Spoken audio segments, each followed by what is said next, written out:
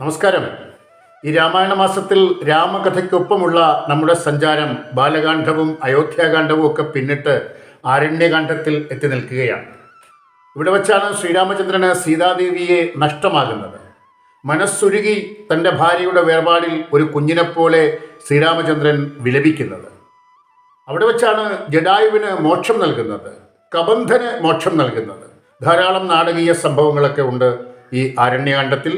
അവസാനം ശബരി ആശ്രമത്തിലേക്ക് ശ്രീരാമചന്ദ്രൻ പ്രവേശിക്കുകയാണ്. ശ്രീരാമനെ കാത്തിരുന്ന ശബരി എന്ന താപസിയുടെ കഥ ഈ ഭാഗത്താണ് വരുന്നത്. നമ്മൾ സാധാരണ ആശ്രമത്തിലൊക്കെ ചെല്ലുമ്പോൾ അവിടെ മുനിമാർ, മഹർഷിമാരാണ് ശ്രീരാമചന്ദ്രനെയും മറ്റും വരവേൽക്കുന്നത്. അത്രി മഹർഷിയുടെ ആശ്രമത്തിൽ മാത്രമാണ് ഒരു തപസ്വിനി അനസൂയ ഉണ്ടായിരുന്നത്. പക്ഷേ ഇവിടെ ശബരിയാശ്രമത്തിൽ ശബരി എന്ന് പറയുന്ന താപസിയാണ് ശ്രീരാമനെ സ്വീകരിക്കുന്നത്. ഈ ശബരിയുടെ കഥയുമായിട്ട് ബന്ധപ്പെടുത്തി നമ്മൾ ശബരിമലയെ പറയാറുണ്ട്. അതുപോലെ തന്നെ മാതംഗമല എന്നൊരു പേര് ശബരി തപസ്സനുഷ്ഠിച്ച മലയ്ക്കുണ്ടായിരുന്നു. ആ കഥ ഒന്ന് കേൾക്കുന്നത് രസകരമായിരിക്കും. ഈ മാതംഗമല എന്ന മലയ്ക്ക് പേര് വരാൻ കാരണം മാതംഗ മഹർഷി എന്നൊരു മഹർഷി അവിടെ ജീവിച്ചിരുന്നു. മാതംഗ മഹർഷിയുടെ ആശ്രമത്തിൽ ഒരു കൊച്ചു കുഞ്ഞായിട്ടാണ് ശബരി, ഒരു കൊച്ചു പെൺകുട്ടിയായിട്ട് വളർന്നു വരികയാണ്. മാതംഗ മഹർഷിക്ക് പ്രായമായി. അദ്ദേഹം ഭൂവാസം അവസാനിപ്പിക്കാൻ തീരുമാനിച്ചു. അദ്ദേഹം മരിക്കാൻ തീരുമാനിച്ചിരിക്കുകയാണ്. ഈ അവസരത്തിൽ ശബരി, കൊച്ചുകുട്ടിയായ ശബരി മഹർഷിയുടെ കയ്യിൽ പിടിച്ചുകൊണ്ട് കരഞ്ഞു. അങ്ങ് പരലോകത്തേക്ക് യാത്രയാകുമ്പോൾ എന്നെയും ഒപ്പം കൂട്ടണം, ഞാനും വരുന്നു. അങ്ങില്ലാത്ത ഇവിടെ, എൻ്റെ ഗുരുനാഥനില്ലാത്ത ഈ ആശ്രമത്തിൽ എനിക്ക് ജീവിക്കാനാവില്ല എന്നൊക്കെ പറഞ്ഞ് ആ കൊച്ചു പെൺകുട്ടി കരയുകയാണ്. ഈ സമയത്ത് മാതംഗ മഹർഷി പറയും, നിനക്ക് വരാൻ സമയമായില്ല, നിനക്കൊരു വലിയ കർമ്മം ചെയ്യേണ്ടതുണ്ട്. ശ്രീരാമചന്ദ്രൻ ഇവിടേക്ക് വരും. ഇവിടേക്ക് വരുമ്പോൾ ശ്രീരാമചന്ദ്രന് സീതാദേവിയെ നഷ്ടപ്പെട്ടിട്ടാണ് വരുന്നത്. സീതാദേവിയെ കണ്ടെത്താനുള്ള വഴി നീ പറഞ്ഞു കൊടുക്കണം. അതിനുള്ള സംഭവങ്ങളൊക്കെ ആ കാലത്തുണ്ടാവും.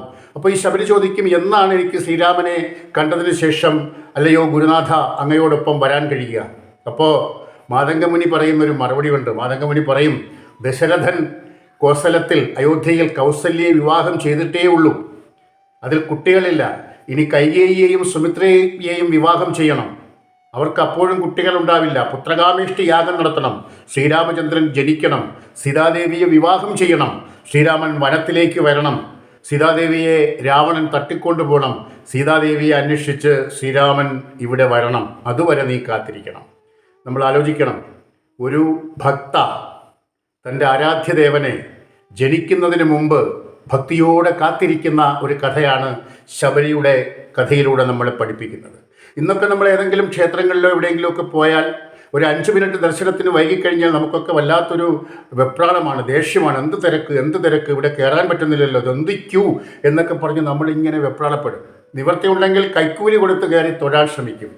അവിടെയാണ് ഒരു ജന്മം മുഴുവൻ ശ്രീരാമചന്ദ്രൻ ജനിക്കുന്നതിന് മുമ്പ് തന്നെ ശ്രീരാമചന്ദ്രൻ്റെ വരവും കാത്ത് ഭക്തയായ ശബരി കാത്തിരിക്കുകയാണ്. ശബരിയുടെ കഥ നമ്മളെ ഒരുപാട് കാര്യങ്ങൾ പഠിപ്പിക്കുന്നുണ്ട്. ശബരി നിവേദിച്ച ഫലങ്ങളെക്കുറിച്ചൊക്കെ, രുചിച്ചു നോക്കിയ ഫലങ്ങളാണ് നിവേദിച്ചത് എന്നെല്ലാം പറയുന്നുണ്ട്. ഏതായാലും ശ്രീരാമചന്ദ്രൻ അവിടെ എത്തി. ശബരി യഥോചിതം സ്വീകരിച്ചു. ശ്രീരാമചന്ദ്രന് ശബരിയെ കണ്ടപ്പോൾ വല്ലാത്തൊരു വികാരം തോന്നി. താൻ ജനിക്കുന്നതിന് മുമ്പ് തന്നെ കാത്തിരിക്കുന്ന ഭക്ത. എന്നിട്ട് പറഞ്ഞു കൊടുക്കുന്നുണ്ട്, ഇവിടെ നിന്ന് കുറച്ച് മുമ്പോട്ട് നടക്കുമ്പോൾ ഒരു പർവ്വതം കാണാം. ഋഷ്യമൂകാചലം എന്നാണ് ആ പർവ്വതത്തിൻ്റെ പേര്.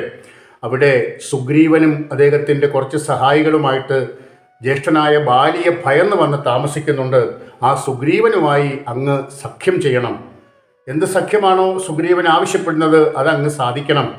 അങ്ങനെയാണെങ്കിൽ സീതാദേവിയെ കണ്ടെത്താൻ കഴിയും എന്ന് പറഞ്ഞിട്ടാണ് ശബരി തൻ്റെ ദേഹത്യാഗം നിർവഹിക്കുന്നത്. അപ്പോൾ ആരണ്യകാന്ഡം അവസാനിക്കുന്ന ഭാഗത്ത് നിന്ന് കിഷ്കിന്ധാകാന്ഡം ആരംഭിക്കുകയാണ്. കാരണം ഈ സുഗ്രീവനെ കാണുന്നതും സഖ്യം ചെയ്യുന്നതും ഒക്കെ കിഷ്കിന്ധാകാന്ഡത്തിലാണ്. അതിനുള്ള മുന്നൊരുക്കം, അതിനുള്ള വഴി തുറക്കുന്നത് ആരണ്യകാന്ഡത്തിലെ ശബരിയുടെ വാക്കുകളിലൂടെയാണ്. ഏതായാലും അങ്ങനെ ശബരി എന്ന കഥാപാത്രം ഒരു വലിയ കർമ്മം ചെയ്തതിന് ശേഷം ശ്രീരാമചന്ദ്രൻ്റെ മുമ്പിൽ വച്ച് അഗ്നിപ്രവേശം ചെയ്യുന്നു. ശ്രീരാമചന്ദ്രൻ പിന്നീട് കിഷ്കിന്ധയിലേക്ക് യാത്രയാകുന്നു. കിഷ്കിന്ധാകാന്ഡത്തിൻ്റെ വിശേഷങ്ങൾ അടുത്ത അധ്യായത്തിൽ കാണാം. നന്ദി, നമസ്കാരം.